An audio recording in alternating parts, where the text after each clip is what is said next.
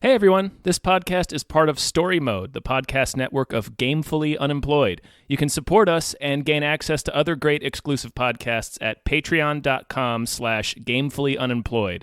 That's patreon.com/GAMEFULLY unemployed, which is spelled like it sounds.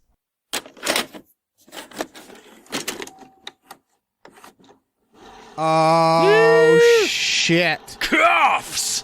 Kuffs! He's a cop with a tood. Hi, everyone. Hello, everyone. My name is David Bell. My name is Tom Ryman. And we just watched Kuffs! Kuffs! Who needs experience when you've got attitude? Yep.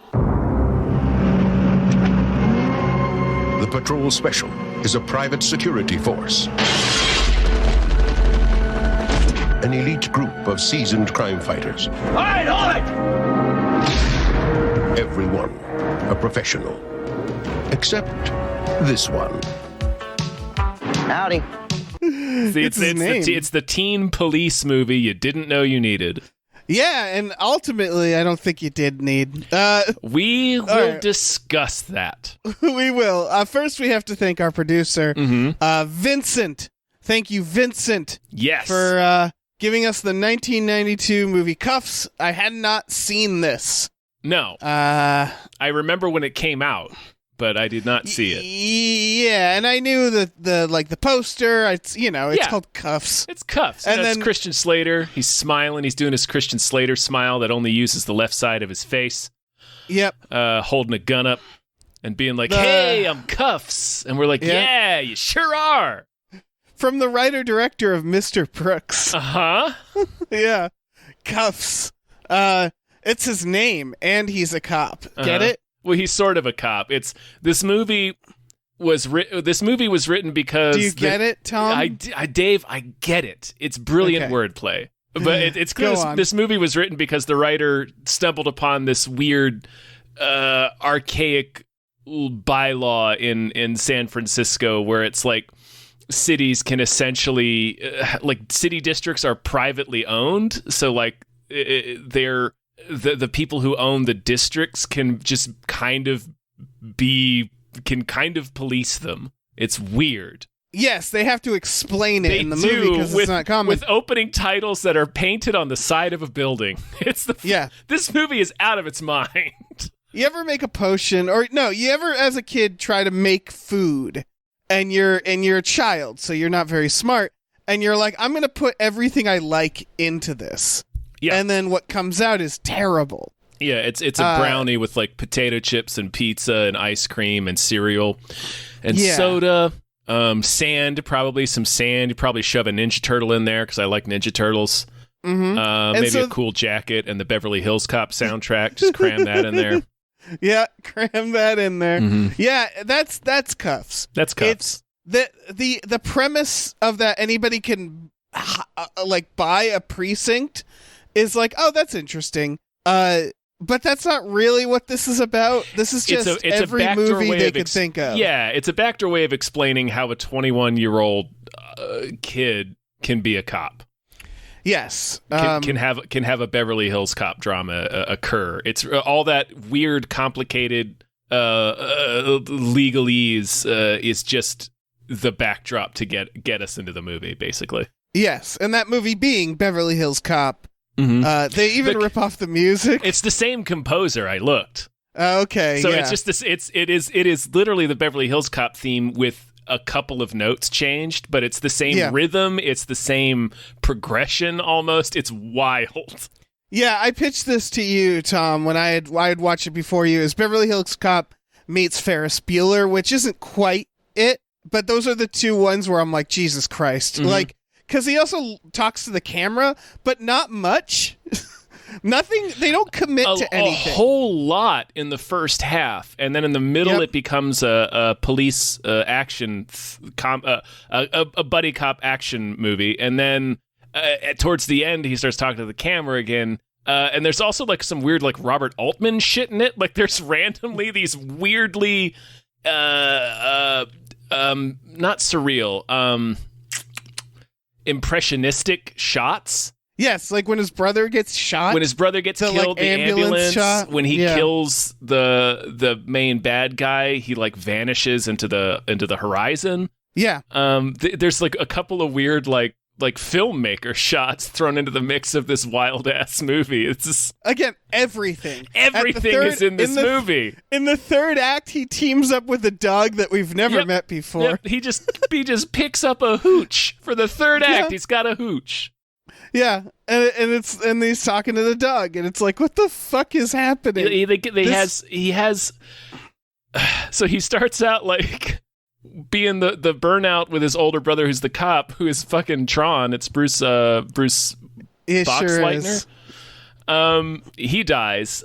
So then he inherits his police fiefdom. And then he gets teamed up. Then it becomes like a buddy cop movie, like an Odd Couple movie, because he gets paired up with Tony Goldwyn for the middle section. And then he sure does. And then he trades in Tony Goldwyn for a dog, and then trades in the dog for Tony Goldwyn again. Yes. for the final shootout. For the love of God, pick a film. What the hell is Just this pick movie? A film. I gotta say, I always love old weird movies, but I couldn't help thinking about if I had seen this as an adult when it came out, and how desperate this film comes off. Like, it feels like, again, they're like, please like us. You want a dog? We'll give you a dog. It's such... Okay, I have to say this. This movie is so strange. So unlike anything that I've watched that I kind of liked it. Yeah, I mean, I get that. I couldn't stop seeing the desperation in it. Yeah, it's I didn't so many hate things. The movie, but and it's so weird because it came out in 92. So like this wasn't even like this is almost 10 years after Beverly Hills Cop and Ferris Bueller. This wasn't what was popular anymore. No. It's almost like a parody, but like so it begins with Christian Slater dancing with Mila Jovovich in their underwear. Yes. In a house. And that's an extremely different scene. They're listening to a song. I don't know what the song is called. The future's so bright, I gotta wear shades. Yeah, I saw the line that I wrote down is, I'm doing all right, getting good grades. Yeah. The future's so bright, I gotta wear shades. It's a very famous song. Is it? Mm-hmm. Okay. But they play the song in its entirety during the opening credits. Sure do. And it's just Christian Slater and Mila Jovovich dancing in their underwear. And I did the math. This movie was filmed in... I texted you this last night. This movie was filmed in 1991. Which Mila Jovovich was born in 1975, which means that she was maybe 16, but probably 15 while they're filming this movie. That is absolutely fucked up. And that is she is in her underwear. Well, she's his girlfriend. Like, there's a whole subplot about about her being pregnant. She's for the record, she's playing a college. She's playing kid, a college student, but she is matter. In fact a teenager. And Christian Slater is like 22, 23 in this movie. That is horrifying. It is irresponsible to cast her in this role. I mean, she's fine, she's great, but it's like it's so fucking weird to sit there watching this movie being like, wait, she's 16 and she's supposed to be playing his adult love interest? What the fuck were you thinking? When I saw this, I was confused because I was like, I feel like she wasn't acting yet. And now I know why. Where it's like, her big thing was Dazed and Confused a year after this, but I wasn't doing the math, but I was just like, this feels wrong. It fell off, and that's why I had the same thought, which is why I looked it up, and then I was like, wait, yeah. So that's fucking out of its mind. It's fucking bananas that they did that. So yeah, and at this point, I came into this not knowing what this was about, and boy, because then he turns to us and he's like, hi, my name's George Kuffs. And I'm like, oh God, he's talking directly to the camera. This is going to be like a Ferris Bueller comedy.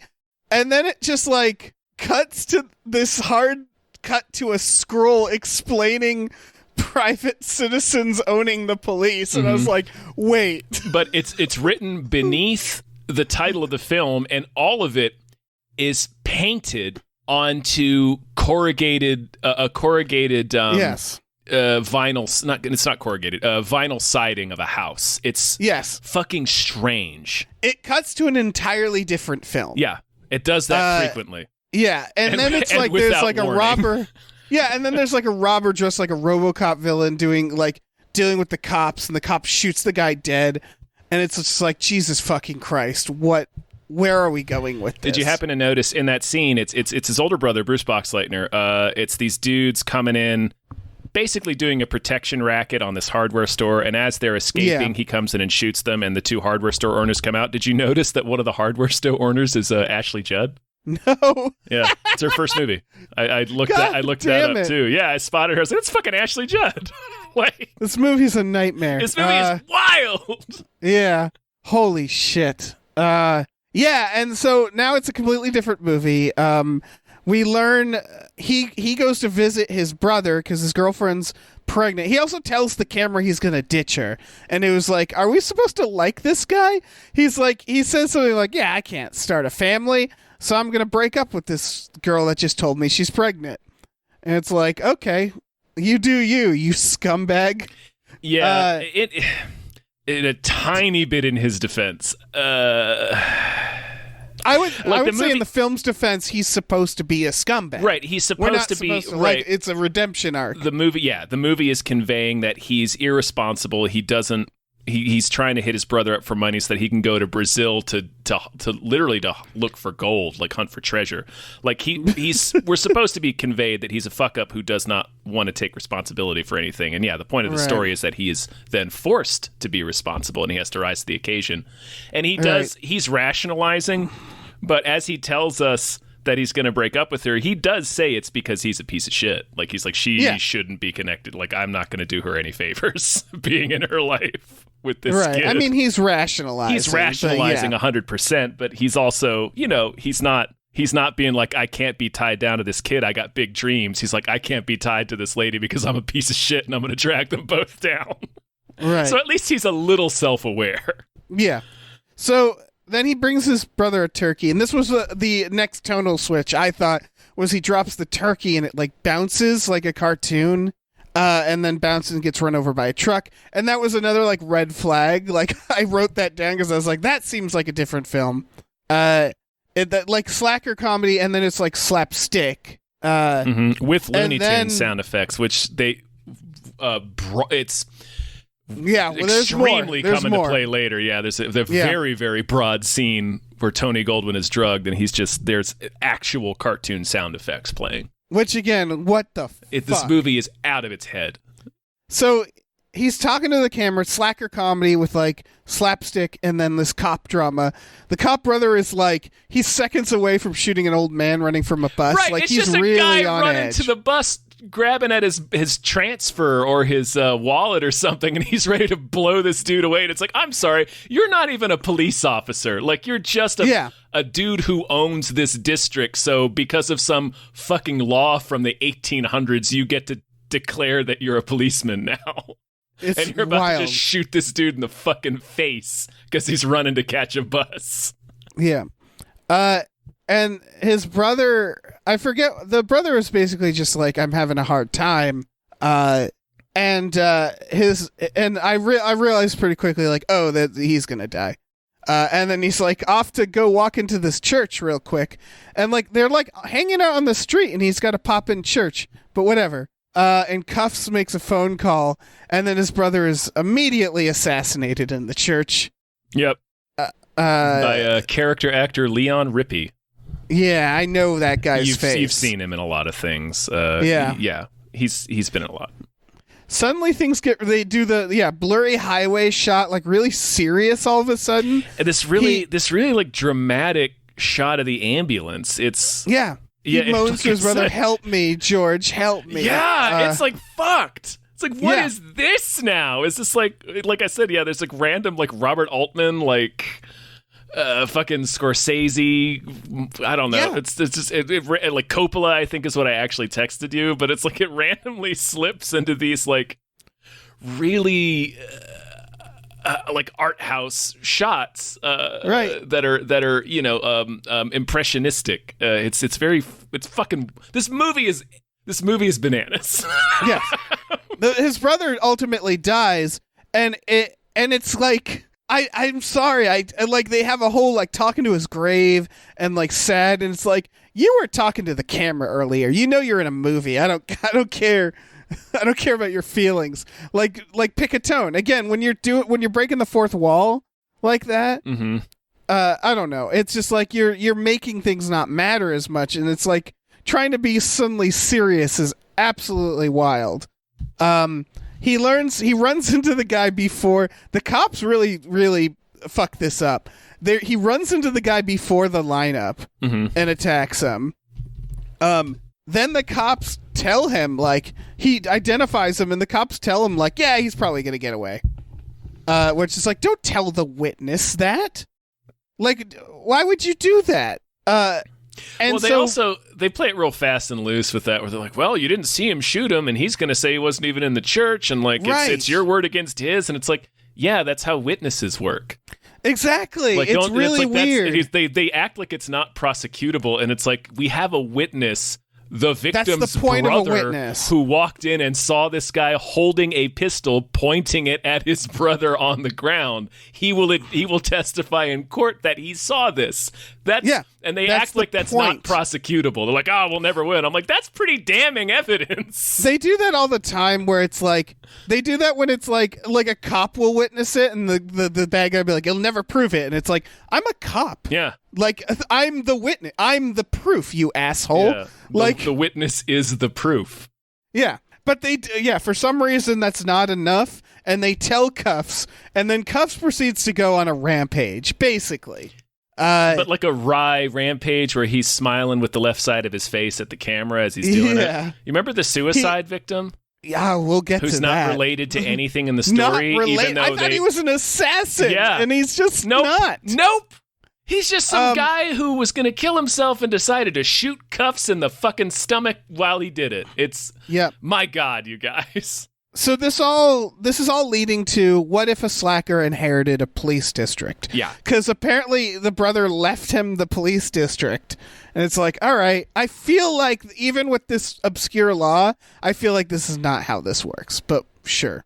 And so now he's going to prove himself. He's like, I'm going to run this police district. He has to go to cop school. And then it's becoming Beverly Hills Cop, where the cops don't like him, but he's running the place. Yep. He has to wake up at 5 a.m. He looks at his penis and says, at least I still have you, which I wrote that down because that was just a real like, all right. Okay. He's a good shot for no reason. I mean, that's fine. Sometimes people are. I honestly didn't mind that, because it's like, sometimes people are just have a knack for things. Yeah, it felt like they just really needed to, because there's no struggle with him. Like, that's the thing, is it's like, slacker gonna be a cop, and he's never like wrong or like, right. He immediately is kind of, he's just an action star, right? He's already kind of savvy, like he kind of knows how to handle this, even though he's never had any responsibility. Certainly doesn't have any experience as a detective. He just kind of slides right in and is just great at his job. Yeah. He's like, I bought 2 guns, and now I would like this man's address. And no cop is like, man, are you gonna kill him? Like, I feel like you're gonna go kill this guy. He starts stalking the man who killed his brother. Mm-hmm. He gets partnered up, Beverly Hills Cop theme. And then there's all sorts of weird, like, remember the bleeping joke where he's like swearing at him and they bleeped it? Mm-hmm. And then he says, fuck you. Is it because it's PG-13? Is that the idea? Yeah. Okay, got it. They have a cop fight, which was fun. They have a cop fight, then he learns that Tony Goldwyn's not a bad guy after all. Yeah, and like this part of the movie, I was like, here's the movie. We found the movie. And it's barely part of the movie. It's just like 10 or 15 minutes of the movie. It really seems like this is going to be the movie. It's like, oh, okay, he has to be partnered up with this guy because they don't trust him. And then this guy is bristly, but they're going to eventually get along and solve the case. And that is kind of what happens, but they kind of, like I said, they throw Tony Goldwyn out of the movie so that he can have a dog partner for 10 or 15 minutes.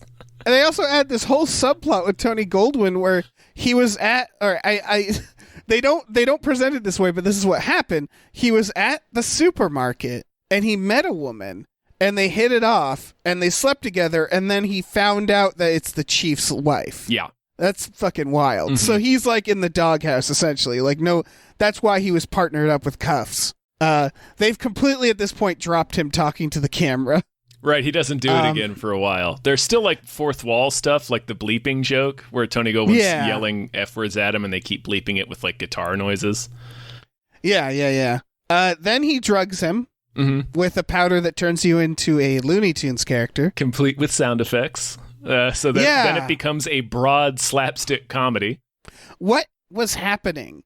Because he was having they were doing stomach diarrhea sounds. And he was sleepy, and I was like, I don't know what he gave him. Well, he goes to the evidence guy, or no, he goes to narcotics. That's right, because that's also where he gets his dog partner. He goes and gets a drug sniffing dog, but he goes to the narcotics guy first and tells him he's having trouble sleeping. So he asks the narcotics guy to slide him some evidence they confiscated, right, for sleeping pills. So they're supposed to be sleeping pills, and I guess Ambien makes people do weird things sometimes. You can have a strange reaction to it, but it's like fart heroin, right? Yeah.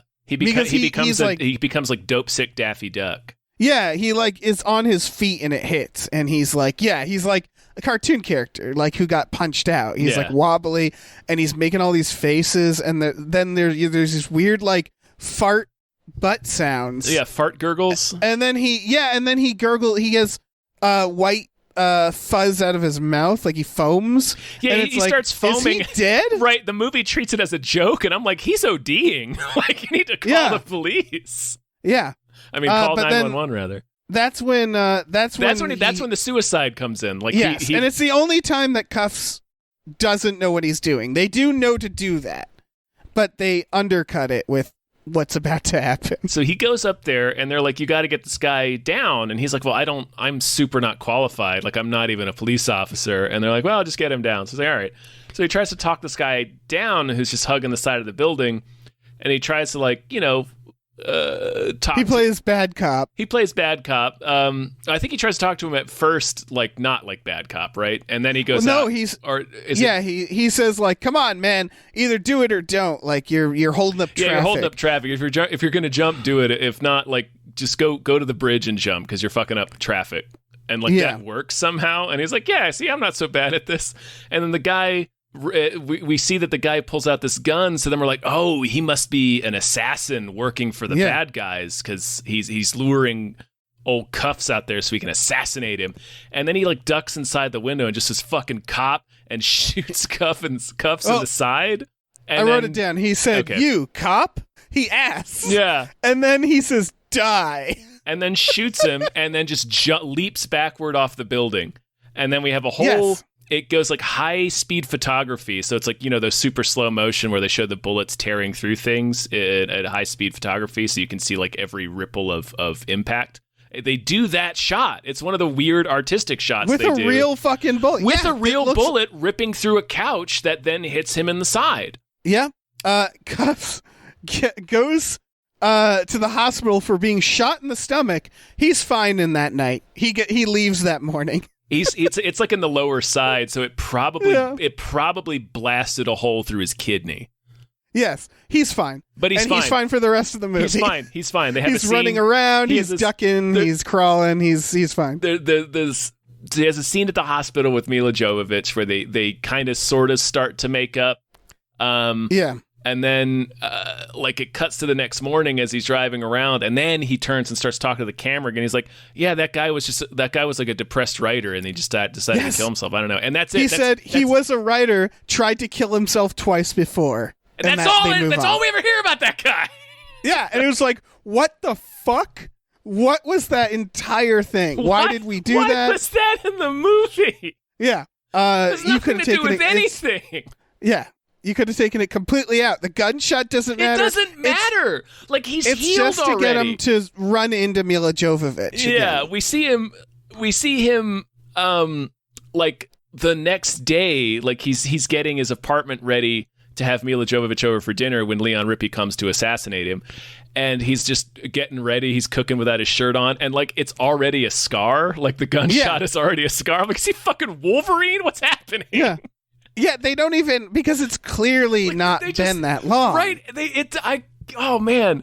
They just don't give a fuck. Not only does the guy who shot him not matter at all, but like the fact that he got shot doesn't matter at all. Nope. It was like they needed to write a reason for him to run back into Mila Jovovich. And that's the reason they came up with. They couldn't just be like, oh, he goes to get coffee and she's there. You know how when like a suicide jumper will sometimes shoot people as they kill themselves? Like, no, I've never heard of that. Well, that's what's going to happen because we need him to meet Mila Jovovich. You sure there's not like an easier, less, I don't know, ludicrous way for that to happen? Right. It doesn't even, because the cops still hate him. He, by the way, Kane, which is the character, the assassin, offers him a bribe, and it's another situation where it's like, you can just arrest him now. Right, that like, right there is illegal. Yeah. He's broken into your house to offer you a bribe. Those are 2 crimes. Yeah, those are crimes. Put him in, and you are a policeman. Cuffs. Yeah. It should be noted, and even he should still arrest him, but we learned that Kane is working for some other guy. This guy who offered to buy the precinct. He's clearly trying to the racket is to make crime bad and then buy up the precinct, I guess. Yeah. He's driving the property value down so that he can buy the precinct up, and then he's the one in charge. So when he owns the precinct and he's in charge of policing, he can just make it Crimetopia. Right. Also art theft, but whatever. Yeah, there's an art theft. It's a headline he randomly reads. To his brother. He's like, $50 million. With that kind of money, I could really get started. And I'm like, yeah, fucking anyone could really get started with $50 million, Kuffs. What are you talking about? So the cops still don't like him. So he just continues to bully the cops. He kicks a cop in the balls, and then the guy obeys him for the rest of the movie. Mm-hmm. And now he's just making them all stalk Kane. I did enjoy that scene. Well, at least I did enjoy that scene because he walks in. He's like, okay, I've got a plan. That's what we're going to do. And they're like, nah, we don't want to work for you anymore. I think I should be in charge. And he's like, immediately, he's like, well, okay, well, you're fired. Yeah. And he's like, you can't fire me. They all want me. He's like, all right, I'll fight you for it. And he just kicks him in the nuts and punches him in the head. I enjoyed that scene. Yeah. Well, I liked the amount of times he assaults cops in this. Yeah. I do. That's one of the things I wanted to say. This movie is very anti-police. Like, the police are fucking horrible in this movie. They're assholes. They don't care about solving crime. But again, it's yeah. It's a little of both because Kuffs is on a rampage. Like, the cops shouldn't have let Kuffs do any of this. No. He's clearly just trying to kill the man who killed his brother. And the cops they're trying to do Beverly Hills Cop. They're trying to do, the cops are like by the book here, but they don't do a good job. And so the cops are just awful until, and we're getting to it, they all rally around him at the end when he does something. Okay. So the dinner. Yep. He's making dinner, and then Kane, the bad guy, shows up wearing a t-shirt with his own face on it. Did you notice that? I noticed that, Dave. He dressed... Kane... Leon Rippey, the character actor, is probably 40 in this movie. Yeah. He dresses like he's in Color Me Bad. Yeah, I love him. He's an incredible character. Yeah. Yes. I love everything about him. Movie should have been called Kane. Yeah. And he should have been talking to the camera. Yeah, I wanted to know everything about him. Yes. I want to see him make a turkey. Yeah. He shoots up Kuffs' apartment and they have a shootout, and then Kuffs murders him. Well, yeah. I mean, he's trying to kill him, so. Oh, no, I don't mean that. Can't knock the guy. I'd have shot his ass too. Yeah, it's still murder. It's murder. I'm not incorrect here. He murders him in self-defense. Sure. It's murder. That's a murder. It's a kind of murder. Yeah, I suppose the point that I was getting at, of murder. Yeah, is that, like, then the cops love him, which is very funny to me. That's the thing. Yeah. That after that, not the, like, it's at not getting shot. You could see the getting shot where they're like, you're one of us now, you know, you got shot. But no, it's shooting a man in his apartment. Mm-hmm. And they're like, man, you're a cop. You're a real cop after that. And it's like, huh, all right, sure. I guess that's the thing. Mila Jovovich comes over with her parents. The parents are completely unfazed by, like, they do this thing where it's, you think he's going to have to hide the fact that the body's there. Because it's like, oh, what a, you know, oh, I brought my parents, and it's like, oh no, we should go out to eat, and they want to see the apartment, and they walk in, and the dad just goes, what is this? Is he dead? And then the mom says, what a lovely apartment you have here. It's bonkers. Yeah, and then he's like, you should go in the other room, and then the cops show up. It's police captain Roger Podacter. Yes. And his Kuffs attorney. Or his banker. No, it's Kuffs' banker. Looney Tunes character as well. Yeah, he opens the door and points a gun at them because he thinks they're the bad guys. He's like, freeze. And the guy makes like a raspberry. He goes like, yes, he goes, and falls over. And I was like, what? And then the scene ends. Was that? And then the scene ends, folks. Like that's that they cut. They cut to them outside being like, boy, that sure was a weird thing that just happened. And I'm like, yes, it was. Nobody is acting like a human being.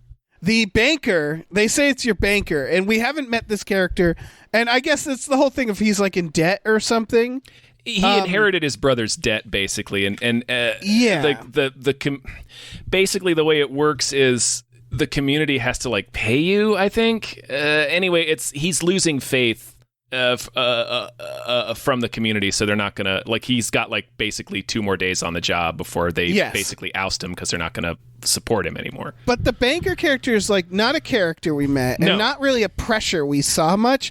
And then he says he's like, oh no, the banker's here, and the banker's like, this guy's great. He loves Kuffs. Even though Kuffs just pointed a gun at him and made him do a raspberry. Mm-hmm. And then he mentions that Kuff gave him 10 grand, I guess. Yeah. And then he says, we have a saying, never trust a bald barber. And I don't know what that meant in the context of anything that was going on. And then he lets Kuffs off the hook and leaves. I'm not entirely sure either. And it's like the Kuffs and Roger Podacter share a look that suggests that maybe we're not supposed to understand what the fuck that meant. Right. All I know is it's another one of those scenes like the Suicide Guy where it's like you could lift that completely out of the movie because this character shows up in one scene and says, there's no conflict here, and leaves. And it was like there was never a conflict I knew about either. Like it was like, oh, here's the banker. Mm-hmm. Oh, no, the banker's here. Never mind, the banker's fine. Okay, bye. Yep. Well, I guess we don't need to worry about that anymore. Yeah, that thing we weren't worrying about anyway. And then the parents are like, fine. Everybody's fine. No, this all amounted to nothing. And just like the precinct loves him now because he shot a man in his apartment. And it's like, sure. And then just as things are getting good, the main bad guy shows up and is like, I just found your old transcripts and you didn't graduate high school. So we're going to have you arrested for fraud.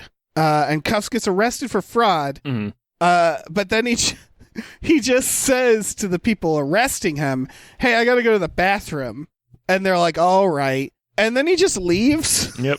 He takes a dog and a gun and he leaves the police station. No one stops him. Nope. It is kind of because he does as he convinces the cop to let him go and he's walking up the stairs back inside the precinct to use the bathroom. He looks at us. He looks at the camera and says, "Huh, I just escaped." So the movie kind of does recognize how fucking weird that is. Yes.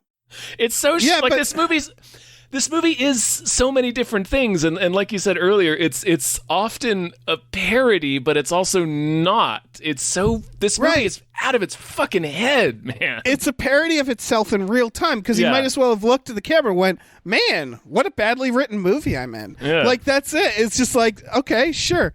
He gets a fucking dog, and then suddenly he's like driving around, and he's in a buddy cop thing with the dog. Mm-hmm. He calls the other cop who has his own thing. He has to take the chief's car. He gets kidnapped by the bad guy who says Kane was my best friend, which was a very funny line to me. Yeah. Because it's like, wait, what? You guys were hanging out? Yeah, what were they doing? What did you guys do? Yeah. What were some of the activities you did together? He ties him to a goddamn bomb with the dog.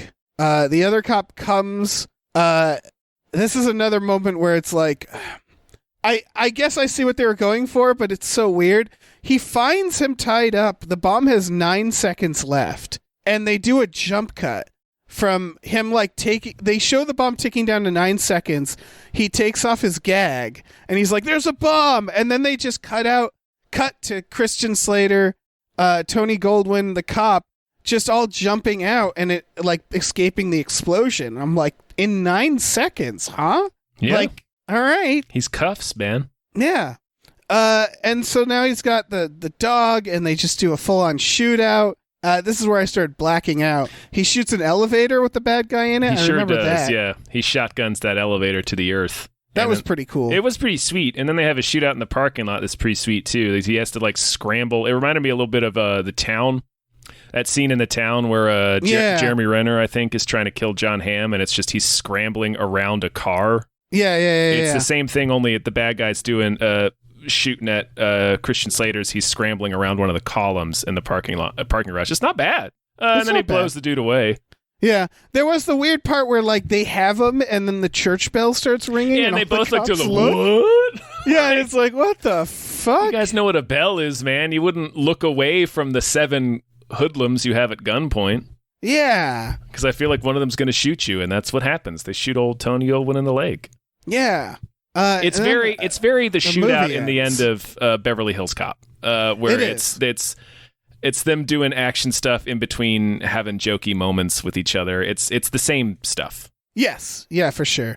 Yeah, and then the movie ends. Very abruptly. I was like, yeah, and I was like, what the fuck did I just watch? What just washed over me? Yeah, I guess that's Kuffs. This movie, like, again. I get looking like this movie is so baffling, and I get it. I get the charm of that, but I just for some reason my headspace was like, imagine going to a movie theater and paying for a ticket and sitting down, and this is what they gave you, and I would just be so mad. I'd just be like, what the fuck was that?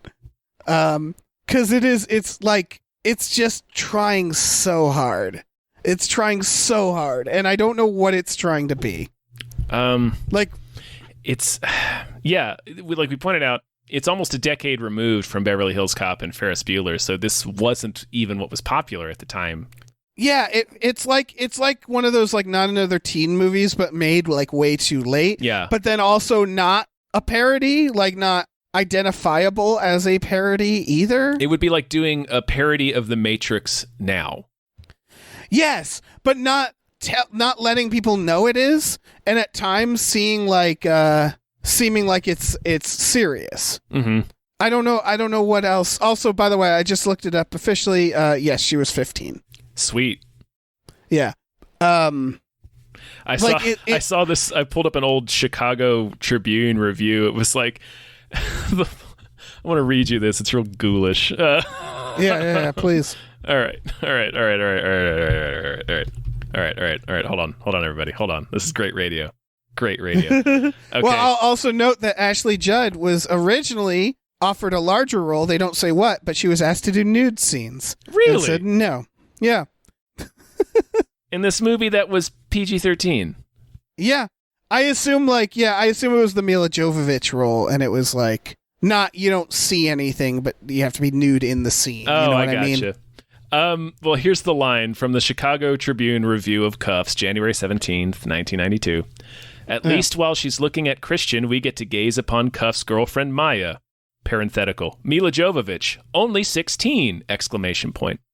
Jesus fucking Christ. That was a line in the 90s were insane. Yeah, an official Chicago Tribune review of the film Kuffs. Anybody who thinks about the good old days, I don't care what era you're thinking of, it was worse than now. Yeah. That Jesus fucking Christ. He's like, it's like excited that she's 16. Of course. He's like, oh yeah. This is deeply fucked. This is a deeply fucked movie. Yeah. This is a cursed film. This is a cursed film. It's, again, there's stuff to like in it. There's even stuff that I'm like, that's a good idea. But it's like a sketch. It's like a sketch that goes too long. Like it feels like it feels like someone was asked 20 people to write parts of a movie. Mm-hmm. And they just kept inventing the next scene. Like it's like an improvised movie or something. Yeah, it definitely has that feel. It's so many different ideas. And also like even the core idea of some slacker bum inheriting a precinct with this based on this bizarre outdated law. That's not a bad idea. That's potentially an interesting movie. Again, that's like an action movie. You do an action movie where it's like less of a more of like a gritty slacker, or something. But the Ferris Bueller stuff, again, is like, you don't need that. Mm-hmm. You could lift that right out of the movie. Like, there's all these decent ideas. That said, a buddy cop comedy where they're talking to the camera, you could do that, but you have to stick to it. You stick to one of them. I want to note that Tony Goldwyn, this is right after Ghost. Yeah. Yeah. It's directly after Ghost. Yeah. I don't know what to make of that.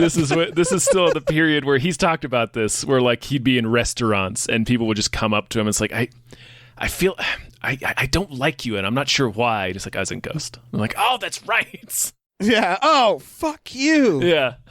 Yeah. So apparently the makers of Kuffs wanted to capitalize on that energy. Yeah, and they did. And cast him in a completely different role that does not require that. I don't it works that. Because like before I realized that was Tony Goldwyn, because it always takes me a second.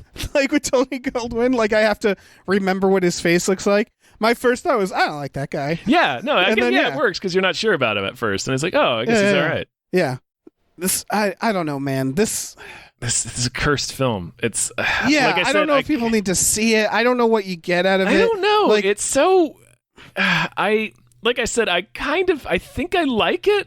It's because it is unlike any movie I've ever seen. Yeah. It is such a strange movie. Yeah. It defies easy categorization. It's hard to explain it. Like, it just feels extremely lazy. It like at the end of the day, it feels the stuff where like the scar disappears and stuff. He does the thing where he talks at you in the shower, like they're pulling and he's direct wearing parts. goggles. In that scene, I think I wouldn't say lazy. I wouldn't call this movie lazy. I would call it unfocused.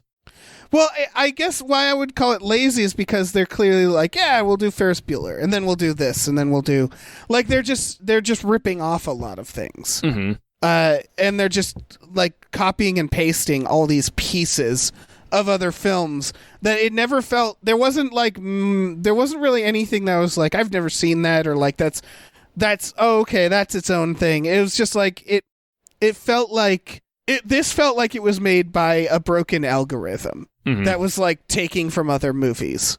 By the way, the writer who also directed this also was the writer of Starman, Stand By Me, Cutthroat Island, Jungle to Jungle. So I don't know, man. And then yes, writer director of Mr. Brooks. Yeah. It was another film that feels off. It was just one more step in the journey on the way to Mr. Brooks. Mr. Brooks. Yeah, if Kuffs walked so that Mr. Brooks could run. It's true. But yeah, I don't know what to make of this. It is a fascinating film. Like it is.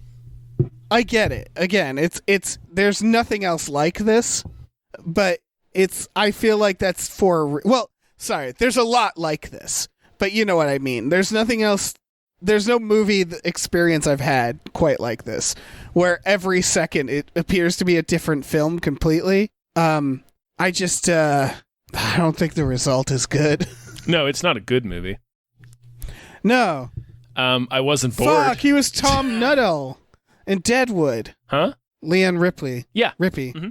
Yeah, fuck. That's where that was the thing, because I kept being like, I know his fucking face. Yeah. He's been in a lot, but yeah, he's in Deadwood. He's been in a lot, but yeah. Yeah, I don't know, man. I don't know, man. Kuffs. It's Kuffs. It's not a boring movie. I'll give it that. I mean, I got bored at the end. That was all, because I was like, it's an hour and 45, and it's like this should be an hour and 20. Yeah. Like this, I didn't need this much. There are a couple of like dancing montages that could be cut a little short. Yeah, it's just, we don't need all of this. We can trim some of this down.